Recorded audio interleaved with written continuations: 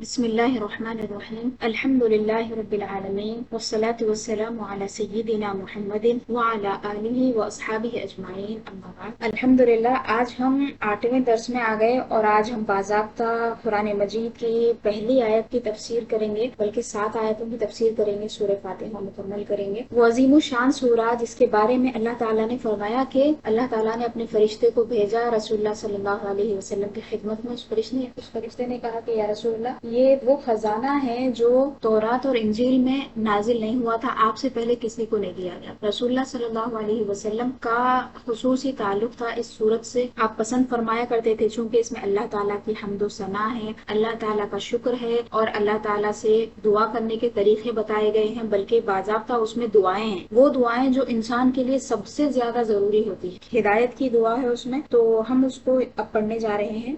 اعوذ باللہ من الشیطان الرجیم، بسم اللہ الرحمن الرحیم۔ تعوذ اور تسمیہ ہم پڑھ چکے تھے، اس کے فضائل بھی پڑھ چکے تھے، بس ترجمہ ایک مرتبہ دیکھ لیجئے۔ اعوذ باللہ من الشیطان الرجیم یعنی میں اللہ کی پناہ مانگتی ہوں شیطان مردود سے، یا پھر میں شیطان مردود سے اللہ تعالیٰ کی پناہ میں آتی ہوں۔ پناہ مانگتی ہوں یا پناہ میں آتی ہوں، دو بھی چیزیں درست ہے۔ بسم اللہ الرحمن الرحیم، اللہ کے نام سے شروع کرتی ہوں، لگا دیں آپ یا پھر نہ لگائیں، اللہ کے نام سے شروع جو مہربان ہے بہت ہی اور انتہائی رحم فرمانے والا ہے۔ ایک بات یاد رکھیے، کل کے درس میں نے آپ کو بتائی تھی کہ تعوذ جو ہے وہ قرآن مجید پڑھنے سے پہلے پڑھنا ضروری ہے۔ ایک مرتبہ آپ اعوذ باللہ من الشیطان الرجیم پڑھیں گے، اس کے بعد میں پھر بسم اللہ پڑھیں گے۔ بسم اللہ پڑھنا سنت ہے، لیکن تعوذ پڑھنے کا چونکہ حکم دیا گیا، شیطان مردود کیا کرتا ہے، وسوسے ڈالتا ہے اور تلاوت میں خرابی پیدا کرتا ہے، اسی لیے تعوذ پڑھنے کی تلقین کی گئی۔ اللہ تعالیٰ نے حکم دیا ہے اذا قرأت القرآن، جب آپ قرآن پڑھیں، تلاوت قرآن کریں تو فاستعذ باللہ، اللہ تعالیٰ کی پناہ میں آ جائیں، انہ هو السمیع العلیم، بے شک وہی سننے والا اور جاننے والا ہے۔ تو جس طرح ہم اعوذ باللہ من الشیطان الرجیم کہتے ہیں، اسی طرح اور ایک بھی تعوذ ہے جو اس آیت سے ثابت ہوا ہے، جو بھی میں نے پڑھی، تو تعوذ دوسرا بھی ہے، وہ کیا ہے، اعوذ باللہ من الشیطان، اعوذ باللہ السمیع العلیم من الشیطان الرجیم۔ اعوذ باللہ کے بعد میں سمیع اور علیم کا اضافہ کر دینا ہے۔ سورہ پارہ 24 کی آیت ہے، دیکھیے آیت نمبر 36۔ تو آپ اعوذ باللہ من الشیطان الرجیم کے علاوہ اعوذ باللہ السمیع العلیم من الشیطان الرجیم بھی پڑھ سکتے ہیں، اور یہ ایک حدیث سے بھی ثابت ہے کہ حضرت جبریل امین علیہ السلام نے تعوذ کو اسی طرح پڑھا تھا، اور حضرت مریم علیہ السلام کی والدہ نے حضرت مریم کی ولادت پہ جو پڑھا تھا وہ بھی قرآن مجید میں آیا ہے، 3 پارے میں ہے، انی اعیدھا بک وذریتھا من الشیطان الرجیم، بے شک میں اس کو اور اس کی ذریت کو اللہ کی پناہ میں دیتی ہوں شیطان رجیم سے۔ تو تعوذ کی اہمیت بہت سارے لوگوں کو بسم اللہ تو معلوم ہوتا ہے، لیکن تعوذ نہیں معلوم ہوتا۔ تو اعوذ باللہ پڑھنا یہ قرآن پڑھنے سے پہلے بہت ضروری ہے، اور غصہ دور کرنے کے لیے بھی، اور بہت ساری جگہوں پہ جب وسوسے آتے ہیں اس وقت بھی اس کو پڑھا جاتا ہے۔ اعوذ باللہ من الشیطان الرجیم، بسم اللہ الرحمن الرحیم۔ پہلی آیت ہے الحمدللہ رب العالمین۔ الحمدللہ رب العالمین کا مطلب ہے کہ تمام خوبیاں جو ہیں، تمام تعریفیں اللہ تعالیٰ کے لیے ہیں جو تمام جہانوں کا رب ہے۔ تمام تعریفیں یا تمام خوبیاں اللہ تعالیٰ کے لیے ہیں جو تمام جہانوں کا رب ہے۔ ایک جہان ہے، عالم، یہ جو دنیا میں ہم رہ رہے ہیں یہ ایک عالم ہے، تو یہاں پہ عالمین کا ذکر ہے، تمام جہانوں کا رب ہے۔ الرحمن الرحیم، جو نہایت رحم کرنے والا ہے اور بڑا مہربان ہے۔ دونوں میں بھی مہربانی اور رحمت کے معنی ہے، لیکن ایک فرق ہے جو تفسیر میں آگے بتاؤں گی، ابھی ہم ترجمہ کر رہے ہیں۔ مالک یوم الدین، وہ ذات جو بدلے کے دن کا مالک یا بدلے کے دن کا بادشاہ ہے۔ ایاک نعبد و ایاک نستعین، ایاک نعبد، صرف اور صرف تیری ہی عبادت کرتے ہیں ہم عبادت کرتے ہیں تیری، اس طرح نہیں فرمایا، پہلے اللہ تعالیٰ کا ذکر آیا، معبود کا ذکر آیا، اس کے بعد عبادت کرنے والے کا ذکر آیا، تو فرمایا کہ صرف تیری ہی عبادت کرتے ہیں ہم، و ایاک نستعین، اور تجھی سے مدد مانگتے ہیں ہم۔ اہدنا الصراط المستقیم، ہمیں راستہ دکھا ایسا جو سیدھا ہے، تو ہمیں سیدھے راستے کی ہدایت دے۔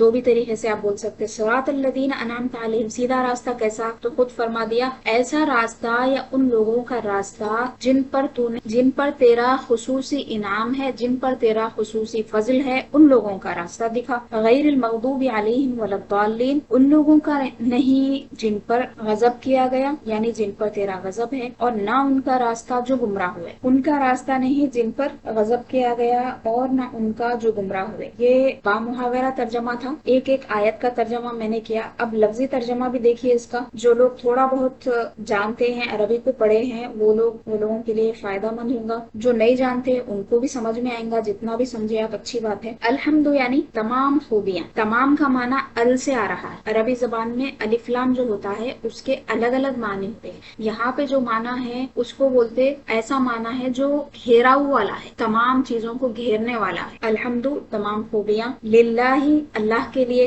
ہے کا معنی جو ہے عربی میں الگ سے نہیں ہے. جیسے اردو میں ہے اور ہے، فارسی میں است ہے، انگلش میں از ہے. تو اس طرح کا کوئی لفظ عربی زبان میں نہیں ہے الگ سے. وہ الفاظ کے جڑ کے جملہ بننے میں خود سے نکل کے آ جاتا ہے معنی، اور وہ زبان والے خود جانتے ہیں. للہ اللہ کے لیے. رب العالمین. رب یعنی پرورش کرنے والا، پالنے والا. عالمین یعنی تمام جہانوں کا. پالنے والا. الرحمن رحم کرنے والا. صرف الرحمن بولیں گے تو رحم کرنے والا ہے، انتہائی رحم کرنے والا. لیکن چونکہ ال کے ساتھ آیا ہے تو جو کہ لگیں گے ہم اس کا معنی اللہ کا معنی نکل. یعنی پہلی آیت میں جو بیان فرمایا گیا اس کی تفصیل دوسری آیت میں آ گئی. الحمدللہ رب العالمین. تمام تعریفیں، تمام خوبیاں اللہ تعالیٰ کے لیے ہیں جو تمام عالمین کا رب ہے. پھر دوسری آیت میں جو رحمان ہے اور جو رحیم ہے. الرحمن جو رحمان ہے یعنی رحم کرنے والا ہے. الرحیم بڑا ہی مہربان ہے. پھر تیسری آیت میں اور صفت بیان فرمائی. مالک یوم الدین. مالک یعنی وہ مالک ہے. ملک اگر بولیں گے تو بادشاہ ہے. یوم یعنی یوم کس کو بولتے ہیں؟ دن کو بولتے ہیں. الدین کا مطلب ہے بدلہ. یوم الدین بدلے کا دن. بدلے کے دن سے مراد قیامت کا دن. قیامت کا وقت ہے، وہ وقت جہاں پہ اللہ تعالیٰ بدلہ لے گا. جزا و سزا کا جو دن ہے قیامت کا دن مراد. یوم الدین یعنی بدلے کا دن. مالک یوم الدین بدلے کے دن کا مالک. ایاکا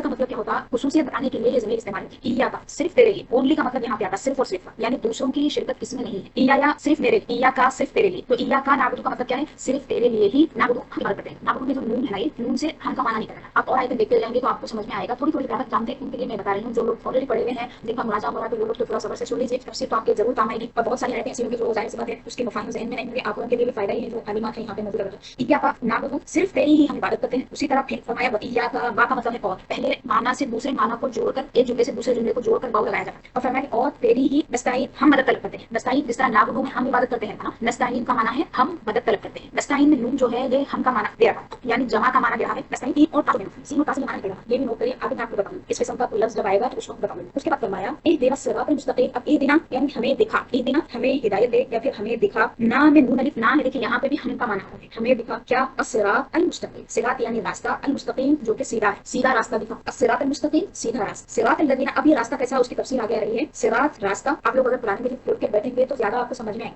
کوئی فی الوقت نہیں ہے تو یا پھر قرآن میں سامنے لے کے بیٹھے. صراط راستہ. الذین ان لوگوں کا راستہ. انعمتا تو نے انعام کیا ہے. انعمتا کا مطلب تا کا مطلب تو کا نکلتا ہے. تو نے انعام کیا ہے. علیہم جن پر تو نے انعام کیا ہے. غیری مطلب غیری کا مطلب نہ کا نکالیں گے ہم یا پھر ان کے علاوہ. المغضوب علیہم جن پر غضب کیا گیا ہے یا پھر جن پر اللہ کا غضب ہوا ہے. والضالین اور نہ وہ لوگ جو گمراہ ہوئے. اب پورے سورے کا ایک بار بامحاورہ ترجمہ سنیے، اس کے بعد ہم تفسیر کی طرف جائیں گے. الحمدللہ رب العالمین. تمام خوبیاں اللہ کے لیے ہیں یا تمام تعریفیں اللہ کے لیے ہیں جو تمام جہانوں کا رب ہے. الرحمن الرحیم جو نہایت رحم کرنے والا، بڑا ہی مہربان ہے. مہر بولتے کس کو؟ عنایت کو، رحمت کو. تو تقریباً دونوں کا معنی وہی ہے. مالک یوم الدین وہ بدلے کے دن کا مالک ہے یا پھر قیامت کے دن کا مالک ہے، بادشاہ ہے. ملک بھی چونکہ اس کو پڑھا گیا ہے اس کا لحاظ کرتے ہوئے میں نے بادشاہ کا ترجمہ کیا. ایاک نعبد ہم صرف تیری ہی عبادت کرتے ہیں. وایاک نستعین اور صرف تیری ہی مدد ہم مانگتے ہیں، خود سے ہی مدد طلب کرتے ہیں. اهدنا الصراط المستقیم. ہمیں تو سیدھا راستہ دکھا، تو ہمیں سیدھے راستے کی ہدایت دے. میں الگ الگ طریقے سے کر رہی ہوں، جو اچھا لکھا وہ آپ نوٹ کریے اس کے لحاظ سے. صراط الذین انعمت علیہم ان لوگوں کا راستہ جن پر تم نے انعام کیا ہے. غیر المغضوب علیہم ولا الضالین نہ ان کا جن پر غضب کیا گیا ہے اور نہ ان کا جو گمراہ ہوئے. ضالین یعنی گمراہ. ضال واحد ہے، ضالین جمع ہے. ویسے تو ضالون ہے لیکن یہاں پہ اعراب کی وجہ سے ضالین آیا ہے تو گرامر کا وہ تھوڑا تو چھوڑ دیں گے. غیر المغضوب علیہم ولا الضالین نہ ان کا جن پر غضب کیا گیا اور نہ ان کا جو گمراہ. اب پہلی آیت کی طرف آپ آئیے. الحمدللہ رب العالمین کا مطلب کیا ہوا تھا کہ تمام تعریفیں اللہ کے لیے ہے جو تمام عالموں کا، تمام جہانوں کا رب ہے، پروردگار ہے، پالنے والا ہے، پرورش کرنے والا ہے. اب یہاں پہ جو لفظ حمد ہے اس کے معنی ہم دیکھیں اور یہی وہ لفظ ہے جس سے اس سورہ کا نام سورۃ الحمد رکھا گیا. اور یہ سورۃ چونکہ قرآن مجید کی سب سے پہلی سورت ہے اس لیے اس کو سورۃ فاتحہ کہتے ہیں. حمد میں آپ اگر دیکھیں گے تو آپ کو یہاں پہ الف لام بھی دیکھیں الحمد. تو الحمد کا معنی کیا ہوتا ہے کہ تمام تعریفیں، تمام ہم اللہ کے لیے. تو تمام کا معنی کیا ہوا؟ سب ہم اللہ کی کس طرح ہوتی ہے. تو اس کا مطلب یہ ہے کہ کسی بھی حالت میں کوئی بھی کسی کی بھی تعریف کرے وہ تعریف کرنے کا لگتا ہے. وہ کیسے کہ اگر کوئی مصنوع کی تعریف کر رہا ہے تو وہ ثانی کی تعریف کر رہا ہے، یعنی کسی کا کوئی کریشن ہے، کوئی چیز اس نے بنائی ہے، کسی کا کوئی پروڈکٹ ہے، اس کی اگر کوئی تعریف کر رہا ہے تو مطلب کیا ہوا؟ وہ بنانے والی کی تعریف کر. آپ کسی چیز کی تعریف کر رہے ہیں، مثال کے طور پہ آپ کا موبائل فون ہے تو آپ کو الگ الگ قسم کے فون آپ یوز کر لیے. آپ بولے نہیں سیمسنگ کی عادت ہے یہ اچھا ہے. اب آئی فون کی جو یوزرس ہیں وہ بولتے ہیں نہیں آئی فون کی تو بات چلا ون پلس والے اس کو یوز کرتے. تو فون کی آپ جو تعریف کریں گے نیا لیا یا یہ زبردست سسٹم ہے. اس کا مطلب کیا ہوا؟ آپ تعریف فون کی کریں اس سے اپنے آپ سے خود سے نہیں بنا. بنانے والا ہے اس کا فون کو جو بنایا اس کی تعریف ہو. اب اگر اس کی تعریف ہو رہی ہے تو در حقیقت تعریف جاری کا اس میں صلاحیت کون دیا بنانے کی, اس کو اپنی محنت کرنے کی توفیق کون دیا. آپ تعریفیں جس کی کریں, آپ خون کی تعریف کریں, پودوں کی تعریف کریں, ہوائیں اچھی چلی ہوا کی تعریف کریں, اس کی وجہ سے آپ کو راحت مل رہی, آکسیجن مل رہا, سکون مل رہا, درختوں کی آپ اگر تعریف کریں, بادلوں سے آپ اگر خوش ہوں, بادلوں کو دیکھ کے آپ کو اچھا لگے, جس کی بھی آپ تعریف کریں کائنات میں سے, انسانوں کی تعریف کریں, جانوروں کی کریں, چیزوں کی کریں, کھانوں کی کریں, تعریف در حقیقت اللہ تعالیٰ کی ہے. یہ یہاں پہ بتایا جائے تو چاہے وہ قدرتی اشیاء ہو جو اللہ تعالیٰ نے یہاں پہ رکھی ہے, آسمان اور زمین میں, جیسے چاند ہے, سورج ہے, آسمان ہے, زمین ہے, مختلف قسم کے موسم ہے, گرمی ہے, سردی ہے, بہار ہے, بارش ہے, یہ سب موسم ہے, سب کی آپ تعریف کریں, اللہ کی تعریف کریں. اسی طرح انسانوں سے کوئی نیک آدمی کی تعریف آپ کر رہے ہیں, والدین کی آپ تعریف کر رہے ہیں, کسی ولی کی تعریف کر رہے ہیں, غوث کی کر رہے ہیں, قطب کی کر رہے ہیں, اپنے استاد کی کر رہے ہیں, شیخ کی کر رہے ہیں, بہن بھائی کی کر رہے ہیں, بچوں کی کر رہے ہیں, تعریف کی لائق ہوئے. تو فرمایا کہ الحمدللہ, تمام تعریفیں در حقیقت اللہ کے لیے ہیں. کیوں؟ اس کی وجہ بھی ہے. فرمایا کہ رب العالمین ہے, اللہ تعالیٰ جو ہے تمام عالموں کا پالنے والا ہے. اب ایک بچے کی اگر تعریف ہو رہی تو اس کے والدین کی تعریف ہوتی. بچہ اگر کچھ اچھا اچیو کر لیا, کوئی کام کر لیا, کامیاب ہو گیا زندگی میں, تو سب لوگ اس کی تعریف تو کرتے, لیکن ساتھ میں کیا بولتے, نہیں اس کے والدین اس کے پیچھے اچھی محنت کرے, تربیت اچھی ہوئی اس کی. تعریف بچے کی تعریف در حقیقت اس کے ماں باپ کی تعریف ہوئی, اس کی تو ہے تعریف, لیکن والدین کی تعریف کیوں ہوئی؟ کیونکہ اس کے پیچھے محنت کرنے والے وہ ہیں. کیونکہ اس جیسا دماغ لے کے بہت سارے لوگ آئے تھے, وہ کام نہیں کر سکے, لیکن انہیں کیا کرا, جھنڈے گاڑ دیا, بہت بڑے بڑے کام کر دیا. تو لوگ کیا کرتے, نہیں بھائی ان کو تو ماننا پڑتا, بچوں کو انہوں ایسا رکھے کہ اتنا بڑا کارنامہ انجام دے دیے. تو جب ایک بچے کی تربیت کی وجہ سے والدین قابل تعریف ہوتے ہیں, تو اتنی بڑی کائنات اللہ تعالیٰ نے بنائی ہے. اللہ تعالیٰ نے زمین بنایا ہے, آسمان بنائی, آسمان کو بنایا, سورج بنایا, چاند بنایا, سیارے ہے, ستارے ہے, کیا کیا نہیں بنایا اللہ تعالیٰ. درخت بنایا اور پہاڑ بنائے, جانوروں کو دیکھ لیجیے آپ, اونٹ بنائے, ہاتھی بنائے. آپ ایک ایک اللہ تعالیٰ کی مخلوق کو دیکھتے جائیے, اس کے بعد میں آپ واہ واہ کرتے جائیے. آپ دیکھیے, غور کریے, اس کے اندر آپ کو سمجھ میں آتا کہ نہیں یہ بنانے والا بہت عظیم ہے. نہیں ماننے والا بھی مان جاتا. جو لوگ یہ قدرت کو ماننے والے ہوتے ہیں نا, اور یہ بولتے کہ نہیں یہ سب نیچر کی وجہ سے ہے, فی الحقیقت وہ کہیں نہ کہیں اللہ تعالیٰ کو مان رہے ہیں. اللہ کا انکار کر رہے ہیں وہ, لیکن کہیں نہ کہیں اللہ کو مان رہے ہیں, کیونکہ وہ چیزوں سے متاثر ہیں. وہ کس سے متاثر ہے؟ ماحول سے متاثر ہے. یہ جو اللہ تعالیٰ نے بنایا ہے وہ چیزوں کو دیکھ کے متاثر ہے. مطلب ان کو معلوم ہے آسمان بھی بہت بڑی چیز ہے, زمین اللہ تعالیٰ کی عظیم تخلیق ہے, جھاڑ ہے, پہاڑ ہے, جنگلات ہے, ندیاں ہیں, نالے ہے, سمندر ہے. یہ سب چیزوں کو دیکھ کے بولتے کہ بہت زبردست چیزیں ہیں, لیکن اللہ تعالیٰ کا انکار کرتے بظاہر. اگر آپ اس پہ غور کریں تو آپ کو سمجھ میں آتا ہے کہ ان کا دماغ کہیں نہ کہیں چکر کھایا ہوا ہے. وہ اندر سے گواہی دے رہے ہیں کہ اس کو بنانے والا کوئی نہ کوئی ہے. تو جس کی بھی تعریف آپ کر رہے ہیں تو تعریفیں در حقیقت اللہ تعالیٰ کے لیے ہے. یہ بتایا اللہ تعالیٰ پہلی آیت میں.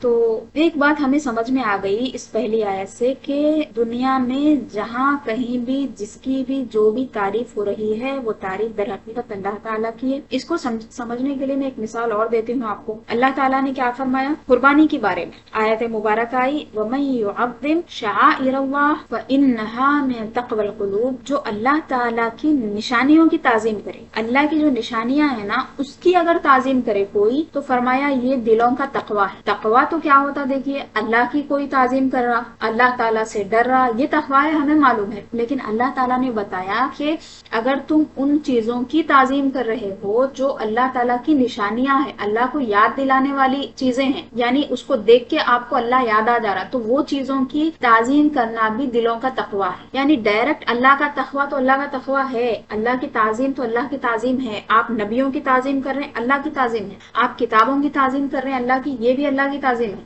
آپ اللہ تعالیٰ کی بنائی ہوئی چیزوں کو دیکھ رہے ہیں, اس کی اگر قدر کر رہے ہیں, اس کی اہمیت کو آپ سمجھ رہے ہیں, یہ بھی اللہ تعالیٰ کا تقویٰ ہے. لیکن ایک چیز ایسی بتائی, فرمایا کہ جو جانور ہیں قربانی کے, یہ اللہ کی نشانیاں ہیں. اسی لیے قربانی کے جانور سے آپ چھیڑ چھاڑ نہیں کر سکتے, اس کو مار نہیں سکتے. ویسے تو کسی بھی جانور کو نہیں مارنا, لیکن اس کو تکلیف نہیں دے سکتے آپ, اس کے ساتھ اچھا برتاؤ کرنا ہے. کیوں کرنا ہے؟ اس لیے کہ اللہ نے فرمایا کہ یہ اللہ کی نشانیاں ہیں. اللہ تعالیٰ کی نشانیوں کی آپ تعظیم کر رہے ہیں, اس کی عزت کر رہے ہیں, اس سے پیار کر رہے ہیں, اور پھر بہت اچھے طریقے سے جس طرح سے آپ کو رسول اللہ صلی اللہ علیہ وسلم نے بتایا ہے کہ ذبح کرتے وقت بھی تم اچھے سے ذبح کرو, جانور کو تکلیف نہ ہونا. الگ دوسری جگہ سے تم چھری کو تیز کرو, اس کے سامنے مت کرو, ایک جانور کے سامنے دوسرے جانور کو ذبح مت کرو. یہ چھوٹی چھوٹی چیزیں بتائی گئی ہیں. کیوں؟ یہ جو جانور ہے یہ بھی دل والا ہے, اس کو تکلیف نہ ہو, اس کو ذبح کرنا ہے کر دو. اب یہاں پہ ایک جانور جو اللہ کی راہ میں قربان کیا جا رہا ہے، اس کے بارے میں اللہ تعالیٰ نے فرمایا کہ اس کی تعظیم کرنا اللہ کی تعظیم ہے، اس کی تعظیم کرنا دلوں کا تقویٰ ہے۔ تو آپ بتائیں کہ کائنات میں جس کسی کی تعریف ہو رہی ہے وہ در حقیقت اللہ کی تعریف، جب اللہ تعالیٰ کی نشانیوں کی تعظیم کرنا اللہ کا تقویٰ ہو سکتا ہے تو یہ بات آپ کو سمجھ جانا چاہیے کہ تمام تعریفیں جو ہے وہ در حقیقت اللہ تعالیٰ کے لیے۔ اب ایک چیز میں یہاں پہ آپ کو سمجھاؤں گی کہ حمد اور مدح اور شکر میں کیا فرق ہے۔ ہم آپس میں کسی کی تعریف کریں، جیسے میں اپنے ماں باپ کی تعریف کریں تو میں کیا بولوں گی، مدحت والدیہ، حمد تو نہیں بولوں گی۔ میں حمد کا معنی لفظ وہاں پہ میں یوز نہیں کر سکتی، وہ اللہ کے لیے خاص۔ یہاں پہ کیا بولیں گی، حمد تو کسی بڑے شاعر نے کیا کیا، بادشاہ اسلام کی کا قصیدہ پڑھ دیا، یا پھر کسی درباری شاعر نے کسی کا بھی قصیدہ پڑھا تو وہاں پہ کیا بولیں گے، مدح فلان۔ جیسے ایک بڑا شاعر تھا متنبی، وہ تعریف کرتا تھا اپنے وقت کے بادشاہ کی، مدح متنبی سیف الدولہ، متنبی نے سیف الدولہ کی تعریف کی۔ اسی طرح امام یوسف بن اسماعیل نبہانی تھے، بہت بڑے عالم دین تھے، انہوں کیا کرتے تھے، تعریف کرے انہوں۔ مثال دے رہی ہوں میں آپ، خلافت عثمانیہ میں تو آخری جو وہاں کے خلیفہ تھے خلافت عثمانیہ، ان کی تعریف میں انہوں نے قصیدے لکھے، تو وہاں پہ ہم کیا بولیں گے، مدح یوسف بن اسماعیل النبہانی حمید الدین الخلیفہ العثمانی حمید الدین۔ تو ہم کا معنی کیا ہوا کہ کسی کی خوبی بیان کرنا، چاہے اختیاری ہو یا نہ ہو۔ یعنی اگر میں نے میرے والدین کی تعریف کی تو وہ تعریف کیا ہوگی، ان کی اختیار میں جو چیزیں ہیں اس پر بھی تعریف ہے، اور جو ان کے اختیار میں نہیں ہے اس پہ بھی تعریف ہے۔ یعنی اللہ کی طرف سے بعض چیزیں ان کو عطا کی گئی جس کی میں تعریف کر رہی ہوں، اور بعض چیزیں وہ ہیں جو انہوں نے اپنی محنت سے کمائی ہے، اپنی محنت سے کی ہیں، تو یہ دونوں چیزیں اس میں ہے۔ یعنی مدح کا معنی ہے کسی کی خوبی بیان کرنا، چاہے وہ اختیاری ہو یا نہ ہو، اختیاری ہو یا نہ ہو، ٹھیک ہے، دو بھی چیزیں اس کے اندر ہیں۔ اب شکر کیا ہے، شکر کا معنی ہے کسی کی اختیاری خوبی ظاہر کرنا۔ جیسے میں نے آپ کے ساتھ بھلا کیا، مثال کے طور پہ میں آپ کو پڑھا رہی ہوں، ٹھیک ہے، آپ نے کہا کہ باجی شکریہ، آپ بہت اچھی چیز سمجھائے، یہ اچھی سمجھ میں آ گیا، اچھی طریقے سے مجھے سمجھ میں آ گیا، آپ مجھے بولے، تو یہ جو ہے نا آپ کیا کر رہے ہیں، شکر کر رہے ہیں۔ تو شکر کا مطلب کیا ہے، اختیاری خوبی ظاہر کرنا، یعنی میرے اختیار میں یہ تھا کہ مجھے جو علم اللہ تعالیٰ نے دیا ہے میں وہ آپ تک پہنچاؤں، تو آپ نے کیا کیا، اس کا شکر ادا کیا، یعنی تعریف کی۔ تو تعریف میں آپ فرق دیکھیے، ایسی تعریف جو کسی کی اختیاری خوبی ظاہر کرتی ہے اس کو شکر بولتے ہیں، اور ہم مدح کس کو بولتے ہیں، کسی کی خوبی بیان کرنا اختیاری ہو یا نہ ہو۔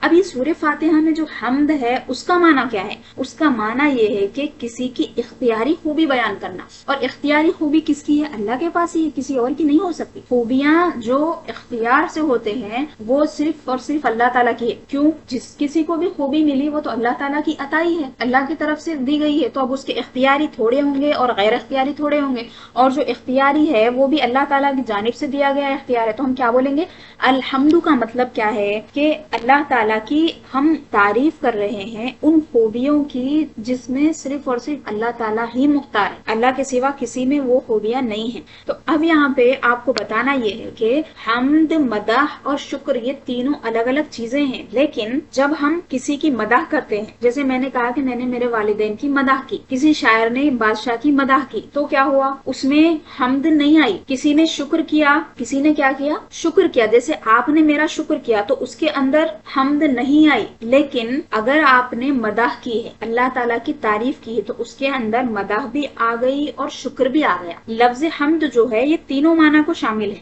اسی لیے اللہ تعالیٰ کے نام ذاتی اور اس کی کچھ صفتوں کا آگے ذکر کیا گیا ہے۔ اللہ تعالیٰ کا ذاتی نام اللہ ہے اور اس کی صفات جو ہے رحمان ہے، رحیم ہے، مالک یوم الدین وغیرہ کا اللہ تعالیٰ نے ذکر کیا ہے۔ لفظ اللہ جو ہے نا اس میں کیا ہے، حمد کے حقیقی معنی بیان ہو گئے، یعنی حقیقی تعریف جو ہے وہ اللہ تعالیٰ کے لیے ہے اور وہ لفظ اللہ میں ہے۔ رحمان اور رحیم جو ہے نا اس میں کیا ہوئے، شکر کے معنی آ گئے۔ مالک یوم الدین جو ہے اس میں مدح کے معنی آ گئے۔ اس کو تھوڑا سا اور سمجھیے تو آیت کا مطلب کیا ہو گیا کہ تمام حمدیں اللہ تعالیٰ کے ساتھ خاص ہیں، ٹھیک ہے، تمام تعریفیں جو ہے، تمام خوبیاں جو ہے وہ اللہ تعالیٰ کے لیے خاص ہے، جس کا شکر بھی کیا جاتا ہے کیونکہ وہ رحمان اور رحیم ہے، اور اس کی تعریف بھی کی جاتی ہے، وہ مالک یوم الدین ہے۔ اب یہ الحمدللہ رب العالمین میں حمد کے بارے میں تو آپ پڑھ لیے کہ جب بھی ہم حمد بولیں گے تو آپ سمجھ لیجئے کہ اس کے اندر شکر بھی ہے، اس کے اندر مدح بھی ہے، لیکن شکر اور مدح کے اندر حمد نہیں آتی ہے۔ تو کامل تعریف یہاں پہ اللہ تعالیٰ کی بیان کی گئی ہے، ایک دم کامل تعریف، کوئی بھی تعریف اس سے چھوٹ نہیں رہی ہے۔ اللہ جو ہے یہ اس میں جلالہ ہے، اللہ کو کیا بولتے ہیں اس میں جلالہ،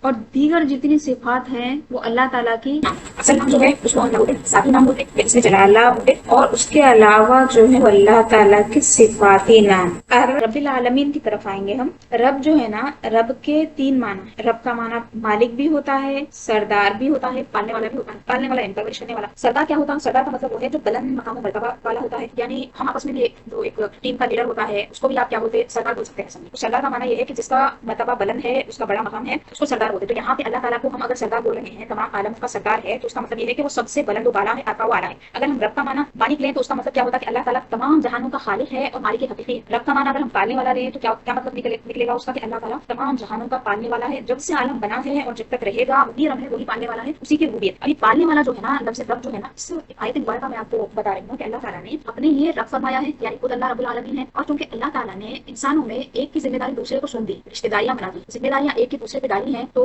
والدین کے اوپر ذمہ داری ڈالی ہے کہ وہ اپنے بچوں کی پرورش کریں۔ تو کیا فرمایا؟ ایک دعا سکھائی، فرمایا کہ رب ارحمہما کما ربیانی صغیرا وقل، اور آپ فرمائیں کیا دعا کریں؟ رب ارحمہما، اے میرے رب ان دونوں پہ رحم کر، یعنی میرے ماں اور باپ پہ دونوں پہ تو رحم فرما۔ کیسے؟ واسطہ دینا سکھایا، اور فرمایا کہ اس طرح بولو جیسے کہ انہوں نے بچپن میں مجھے پالا ہے۔ اب دیکھیے یہاں پہ رب العالمین میں جو لفظ آیا ہے، یہاں بھی وہی لفظ آیا ہے، وہاں پہ اللہ تعالیٰ عالمین کا رب ہے، پالنے والا ہے، پرورش کرنے والا ہے۔ یہاں پہ ماں باپ کے بارے میں بتا رہا ہے کہ ماں باپ جو ہے وہ اپنے بچے کو پالنے والے ہیں، اس کے مالک ہے، اس کی پرورش کرنے والے۔ اللہ تعالیٰ نے ان کو حفظہ دیا ہے اپنے بچے، اور ان کی ذمہ داری میں یہ چیز دے دی ہے کہ وہ اس کو پالے، اس کی پرورش کرے۔ تو ایک چیز میں یہاں پہ آپ کو سمجھانا چاہوں گی کہ لوگ جو لفظی معنی کی طرف جاتے ہیں، اور لفظی معنی کی طرف جا کے کیا کرتے ہیں، عقیدے کے مسائل بیان کرنے لگ جاتے ہیں۔ اللہ تعالیٰ پروردگار ہے، کوئی بھی اس کی صفت میں شریک نہیں ہے، تو ہم بولتے ہیں کہ ہاں ہمیں بھی معلوم ہے کہ اللہ پروردگار ہے، اس کی صفت میں کوئی شریک نہیں، لیکن آپ صرف رب العالمین میں اٹک گئے۔ ہم یہاں پہ یہ بھی آیت پڑھے، اس میں اللہ تعالیٰ نے اپنی یہ صفت کا ایک جلوہ دکھایا ہے والدین کے ذریعے۔ کائنات میں ایسی کوئی بھی مثال نہیں مل سکتی جو والدین میں اللہ تعالیٰ نے رکھ دی، وہ اپنے بچے کو پالتے ہیں، اس کی پرورش کرتے ہیں۔ اللہ تعالیٰ نے گویا کہ ہمیں بتایا ہے کہ رب ہونا جو ہے نا، شروع سے لے کے آخر تک بچے کو دیکھنا جو ہے، کائنات کو شروع سے لے کے آخر تک دیکھنا ہے، اس کو پیدا بھی کرنا ہے، اس کا خیال بھی رکھنا ہے، اس کے اچھے اور برے کا الزام کرنا ہے، چاہے تو اس کو فنا کرنا ہے، چاہے تو اس کو ہمیشہ کے لیے باقی رکھنا ہے۔ یہ تمام چیزیں جو ہے اللہ تعالیٰ نے اپنے ذمے پہ لے لی۔ اللہ تعالیٰ خود کرتا ہے، پیدا بھی کرتا ہے، مارتا بھی ہے۔ تو یہ جو رب ہے نا، اللہ تعالیٰ یہ ربوبیت کو سمجھایا ہے، کس سے؟ کما ربیانی صغیرہ سے۔ کیا فرمایا؟ اے میرے، آپ فرمائیں کس طرح دعا کریں آپ، اے میرے رب ان دونوں پہ رحم فرما جیسا کہ ان دونوں نے مجھے بچپن میں پالا ہے۔ تو گویا کہ یہاں پہ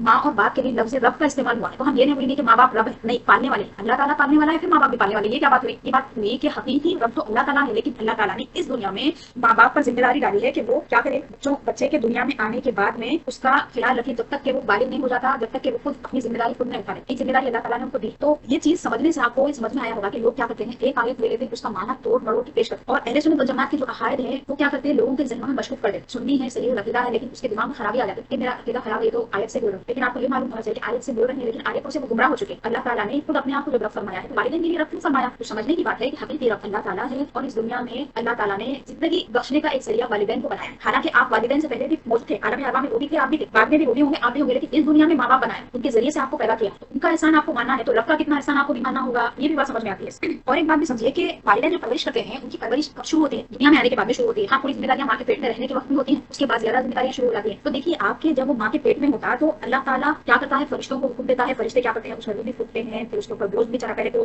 نطفہ ہوتا ہے، پھر جمع ہوا خون بنتا ہے، پھر گوشت کا لوتھڑا بنتا ہے، پھر اعضاء بنتے، روح ڈالی جاتی، اس کا رزق لکھا جاتا، شقی ہے، سعید ہے، خوشبخت ہے، بدبخت ہے، سب کام یہ اللہ کے سپرد ہے۔ یعنی ماں باپ جو پرورش کر رہے ہیں کہ وہ پرورش سے کہیں آگے بڑھ کے پرورش کرنے والا، اس کی اچھائی اور برائی کو لکھنے والا، اس کی زندگی کے فیصلے کمانے والا، وہ اصل رب العالمین ہے۔ تو اگر کوئی انکار کر دے اس بات کا کہ نہیں ماں باپ پرورش کرنے والے نہیں، حقیقی رب تو اللہ ہے، تو اس کو سب یہ کہیں گے کہ پاگل ہو گیا ہے، اس کی عقل خراب ہو گئی، کیونکہ ماں باپ کو تو اللہ تعالیٰ نے مثال بنا کے زمین پہ رکھ دیا، ان کی پرورش کو دیکھ کے لوگ سمجھے کہ حقیقی رب کیا ہوتا ہے۔ تو اس کی مثال ایسی ہے جیسے لوگ ایاک نعبد و ایاک نستعین کی آیت سے آپ کو بتاتے ہیں، آیت کہیں گے تو جب میں آپ کو بتاؤں تو جس سے مدد طلب کرتے ہیں تو کہتے نہیں اللہ کے سوا کسی سے مدد طلب نہیں کر سکتے۔ اگر مدد طلب نہیں کر سکتے تو اللہ تعالیٰ نے کیوں فرمایا کہ واستعینوا بالصبر والصلاۃ، صبر سے اور نماز سے مدد طلب کرو۔ یہاں پہ تو دعا سکھا رہا ہے کہ تجھ سے مدد مانگتے، وہاں فرما رہا ہے کہ تم نماز اور صبر سے دعا مانگو۔ تو سوچیں، تھوڑا سا توجہ کریں تو آپ کو سمجھ میں آتا ہے۔ تفسیر میں لکھا بھی ہے کہ وہ جو مدد طلب کرنا ہے وہ اس اعتبار سے ہے کہ ہم اللہ سے، اپنے خالق سے، اپنے معبود سے مدد طلب کریں۔ نماز سے مدد طلب کرنا کیا ہے؟ اپنے خالق و معبود کو خوش کرنا ہے، معبود کی بارگاہ میں سر جھکانا ہے، اللہ کی بارگاہ میں سر جھکانا ہے، عاجزی اختیار کرنا ہے تاکہ وہ رحمت فرما دے، تاکہ وہ کرم فرما دے، اور ہم جو بھی مسئلے میں وہ مسئلہ ہمارا حل ہو جائے۔ پریشانی ہے تو کیا کرو، استعینوا بالصبر والصلاۃ، صبر کرو، اس سے مدد ملے گی اللہ کی، نماز پڑھو فوری، اس سے اللہ کی مدد ملے گی۔ تو دو بھی مدد ہے لیکن دونوں میں فرق ہے، دو بھی رب ہے لیکن رب میں فرق ہے۔ وہ رب ہے، یہ کیا ہے، پرورش کرنے والے ہیں والدین، تو اس کو بولتے ہیں حفظ مراتب، مراتب کا خیال رکھنا اور سمجھنا۔ کوئی ماں باپ باپ کی عزت کرا تو اس کا مطلب یہ نہیں ہے ان کو خدا سمجھ لیا. اگر خدا سمجھ لیا تو کوئی برا کہ نہیں ماں باپ کی عزت نہیں کرنا خدا سمجھے جیسا ہوتا تو بیوقوف ہے. اس کو اتنی عقل نہیں ہے کہ والدین کا ادب احترام کرنا چاہیے. اسی طرح اگر کوئی کہہ رہا کہ اللہ کے سوا کسی سے مدد نہیں مانگنا ہے اللہ سے مانگنا ہے تو اس کو بھی اسی طرح کریں گے. بیوقوف ہے. اللہ کو فرما ہے مدد طلب کرو. رسول اللہ صلی اللہ علیہ وسلم کی مدد کرو فرمایا اللہ تعالیٰ. جب اللہ خود رسول اللہ کا مددگار ہے تو ہم اور آپ کون ہیں رسول اللہ کی مدد کرنے والے صلی اللہ علیہ وسلم. اللہ تعالیٰ کہہ رہا ہے کہ اللہ اور اس کے رسول کی مدد کرو اور فرما رہا ہے کہ مومنین مددگار ہے رسول اللہ کے. تفصیل سے آیتیں آپ کو بتاؤں تو بات یہاں پہ رب کی چل رہی ہے. رب العالمین تو اللہ تعالیٰ کیا ہے پروردگار ہے پالنے والا ہے مالک ہے اور سردار ہے تمام عالموں کا. ایک عالم کا نہیں بلکہ تمام عالموں کا. تفسیر روح بیان میں لکھا ہے کہ عوالم جو ہے وہ کتنے ہیں 18,000 18 نہیں 100 نے 200 نے 1000 میں بلکہ کیا پتا ہے 18,000 عالم. اس کی مثالیں یہ ہیں جیسے عالم ارواح الگ عالم آپ کو معلوم ہے. عالم ارواح کا چلا نہیں یہ دنیا میں ہے آپ کو اس دنیا کا تھوڑا بہت معلوم ہے. دوسرا عالم اجسام دیکھیے جس میں ہم ہے عالم اجسام ہے. ایک عالم امکان ہے ایک عالم سفلی ہے ایک عالم علوی ہے ایک عالم ناسوت ہے. ناسوت یعنی انسان والا. ایک عالم جنات ہے. اسی طرح عالم انسان ہے عالم ملائکہ ہے عالم برزخ ہے. تو ہم مر جائیں گے تو جو عالم میں داخل ہوں گے وہ الگ عالم ہے برزخ ہے. اور برزخ دنیا کے مقابلے میں کیسا ہے جس طرح یہ دنیا ماں کے پیٹ کے مقابلے میں. ماں کے پیٹ میں سمجھتا ہے وہ بڑی دنیا میں ہوتے دنیا میں جب دنیا اس کو دکھتی تو جب وہ مر جائے گا اور عالم میں برزخ میں جائے گا تو ماں کے پیٹ سے نکل کے دنیا میں گیا. عالم میں برزخ کی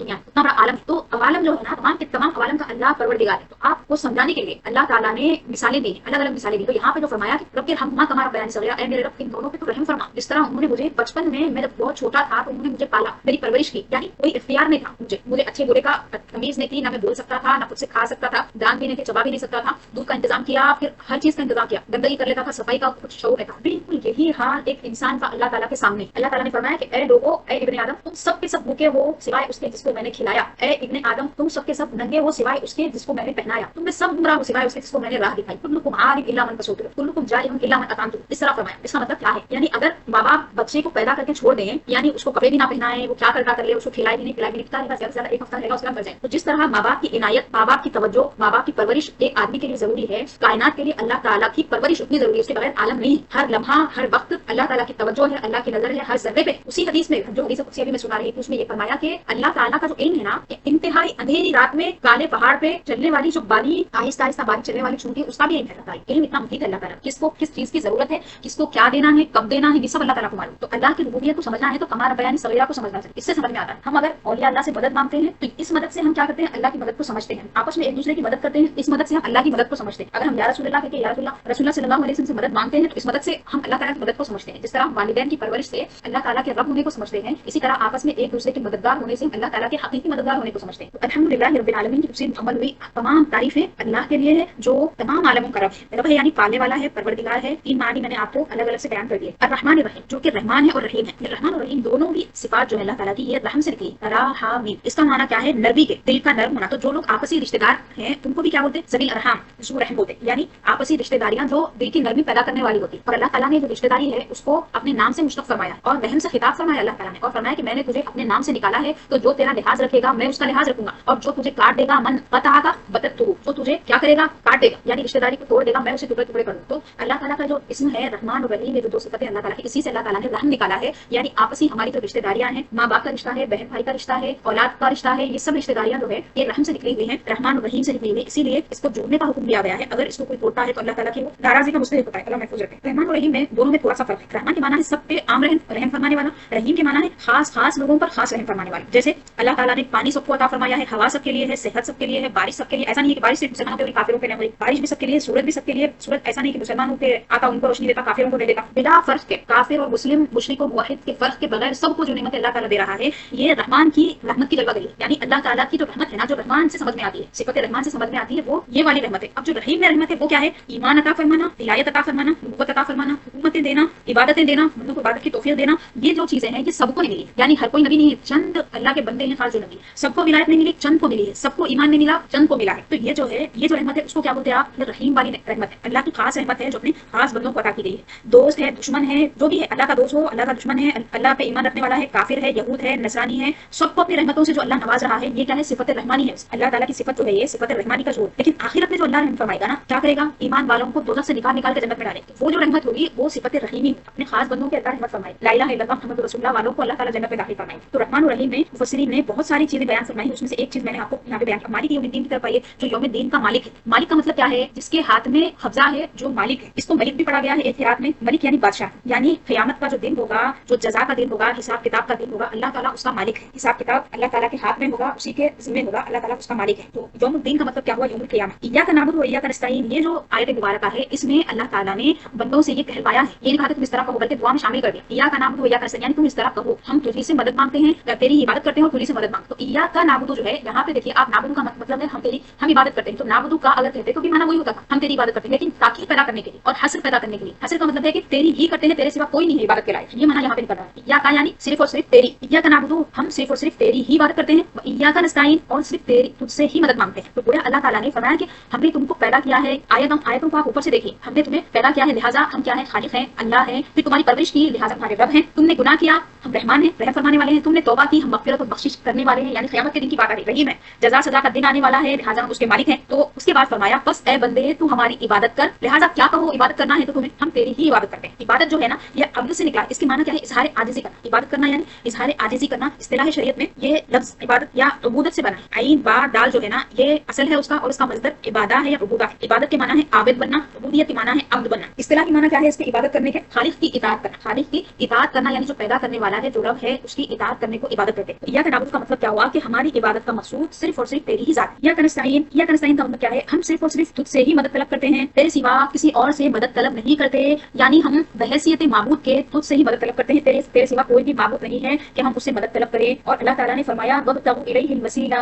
आयत यहाँ पे ये बोला जरूरी है, आपको लोगों को कंफ्यूजन पैदा कर दिया गया है, लोगों के दिमाग खराब किए गए हैं कि अल्लाह के सिवा किसी से मदद मांगना नहीं है। तो हम कहते हैं कि मदद अल्लाह के सिवा किसी से वाक़ईतन नहीं मांगना है। हाँ, अगर आप मदद मांग रहे हैं तो वो इसलिए मांग रहे हैं कि अल्लाह ताला ने उनको वो इनायत फरमाया है, माबूद हकीकी है अल्लाह, इसलिए अल्लाह ताला से हम मदद तलब कर रहे हैं, इसलिए कि अल्लाह हमारा माबूद है, अल्लाह खालिक है, अल्लाह रब है। लेकिन अगर हम दूसरों से मदद तलब कर रहे हैं या हम दूसरों की मदद भी कौन करते हैं, ये इसलिए कि अल्लाह ताला ने ये चीजें हमें भी अता फरमाई, अल्लाह ताला ने अपनी सिफतें अपने बंदों को अता फरमाई, जो अताई सिफतें हैं उसका हम इस्तेमाल करके एक दूसरे की मदद करते हैं। अगर मदद मांगना शिर्क हो जाता किसी और से, तो फिर बच्चा जो पैदा होता है, अल्लाह ताला उसको रोना नहीं सिखाता था, रो के अम्मा को बुलाता हो, दूध पीता हो, माँ उसकी मदद करती, तो बच्चा पैदा होकर शिर्क कर दे रहा है। माँ का दूध नहीं पीना चाहिए, वालिदैन को अपने बच्चों की मदद नहीं करना चाहिए, जो लोग जिम्मेदार हैं उनको अपनी जिम्मेदारियां अदा नहीं करना चाहिए। जो भी लोग अपने से ऊपर वालों से मदद तलब करते हैं, किसी भी इदारे में आप चले जाए, स्कूल हो, कॉलेज हो, किसी भी किस्म का कोई इदारा हो, कंपनी हो, वहाँ पे लोगों को एक दूसरे से मदद नहीं मांगना चाहिए। क्यों? क्योंकि वो शिर्क है उनकी नजर में। अगर एक आयत को आप अगर पढ़ के चले और दूसरी आयतों से आंखें बंद कर ले, जिस तरह यहूद करते थे और यहूदी करते थे, सारा का मसला रखा, तो यहूद इस तरह करते थे, आयतें छुपाया करते थे, बिल्कुल वही बात हो जाएगी। अल्लाह ताला तो फरमा रहा है वब्तगू इलैहिल वसीला, उसके कुर्ब के लिए वसीला ढूंढो, अल्लाह ताला का कलाम है। फिर फरमा रहा है वस्तईनु बिस्सब्रि वस्सलाह, तुम सब्र से और नमाज से मदद तलब करो। और एक जगह इरशाद फरमाया इन तंसुरुल्लाह यंसुरकुम, अगर तुम अल्लाह की मदद करोगे अल्लाह तुम्हारी मदद करेगा। हम अल्लाह की मदद कैसे करेंगे? आप ये कह रहे हैं, यानी जो बदअकीदा हैं उनकी बात करेंगे, तो कह रहे हैं कि हम आपस में एक दूसरे की मदद नहीं मांग सकते। यहाँ पे अल्लाह ताला फरमा रहा है कि अल्लाह की मदद करो। आयत नंबर भी आप नोट कर लीजिए, इन तंसुरुल्लाह यंसुरकुम बिसब्रि अक़दामकुम, सूरह मुहम्मद की आयत नंबर 7 है सल्लल्लाहु अलैहि वसल्लम। ऐ ईमान वालों, अगर तुम अल्लाह की मदद करोगे तो अल्लाह तुम्हारी मदद करेगा, बिसब्रि अक़दामकुम, और तुम्हारे कदम को जमा देगा, तुम्हें साबित करने अल्लाह ताला अता फरमा देगा। और क्या फरमाया, वो तआवनु अलल बिर्रि वत्तक़वा, और तुम आपस में एक दूसरे की मदद करो। यहाँ पे भी लफ्ज़ ताआवन आ गया, वो तआवनु, तुम क्या करो, आपस में एक दूसरे की मदद करो। किसमें?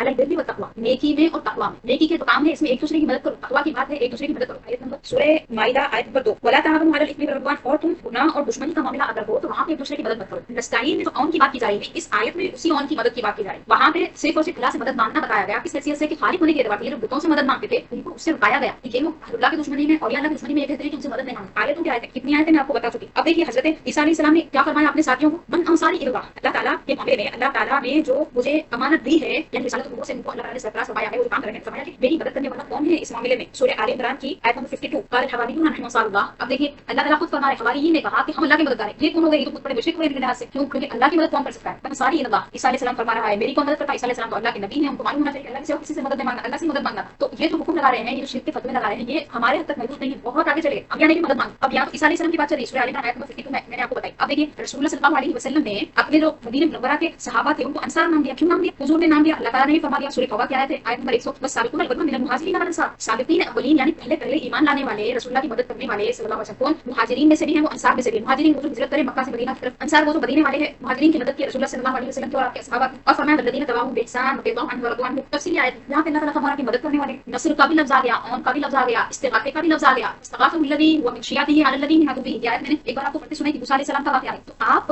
अगर थोड़ा सा इस पे तवज्जो करें तो आपको समझ में आ जाएगा कि किस तरह से ये लोग एक आयत को पढ़कर, एक आयत को लेकर लोगों को कैसे बुरा करते हैं। आयत नंबर देखिए आप, सूरह क़सस की आयत नंबर 15, बस्तगाफ़ा, उसने मदद तलब की। कौन? जो हज़रत मूसा अलैहि सलाम की तरफ वाला था, किस पर मदद तलब की? दूसरे के। मूसा अलैहि सलाम मदद तलब करने की जब बात आई तो बहुत सारी आयत है, 20 आयत आपको मिल जाती है, बहुत सारी आयत अभी मैंने आपको सुना दी है, इसको याद रखिए, नोट करिए ताकि आपका खुद का अकीदा सलामत रहे। उनको समझाना अपना मकसद नहीं है, जो समझ सकता है उसी को समझा सकते हैं। इय्याका नअबुदु व इय्याका नस्तईन तक हो गया था, हम तेरी ही इबादत करते हैं और तुझी से मदद मांगते हैं। इस्तिआनत हकीकी जो है वो अल्लाह की तरफ से है, लेकिन अल्लाह ताला ने माँ बाप को जरिया बनाया है और मुख्तलिफ लोगों को जिंदगी में जरिया बनाया है जिससे हम मदद तलब करते हैं। जिस तरह हम डॉक्टर की मदद तलब करते हैं शिफा पाने के लिए, हम दुआ करते हैं अल्लाह ताला से कि अल्लाह हमें शिफा दे, लेकिन हम दवा के लिए डॉक्टर के पास जाते हैं, उसको अपनी कैफियत کیفیت بتاتے ہیں. کیونکہ اللہ تعالیٰ نے یہ طریقہ بنایا ہے دنیا. کوئی بھی ڈاکٹر کے پاس جا رہا ہے تو اس کو معبود نہیں سمجھ رہا. اسی طرح کوئی اللہ کے ولی کے پاس جا رہا کیونکہ وہ اللہ کا مقرب ہے, اس کو معلوم ہے کہ اللہ کس طرح راضی ہوتا ہے, اللہ تعالیٰ سے چیزیں کس طرح منوائی جاتی ہیں. ہمیں وہ طریقے نہیں آتے جو امر اللہ کو آتے ہیں, اسی لیے ہم اولیاء اللہ کے بارگاہوں میں جاتے ہیں. ان صراط المستقیم صراط الذین انعمت علیہم غیر المغضوب علیہم ولا الضالین, اس کو ہم کل پڑھیں گے انشاءاللہ تعالیٰ. اسی پر آسمان صلی اللہ تعالی علی سیدنا محمد و آلہ و صحبہ اجمعین والحمد للہ رب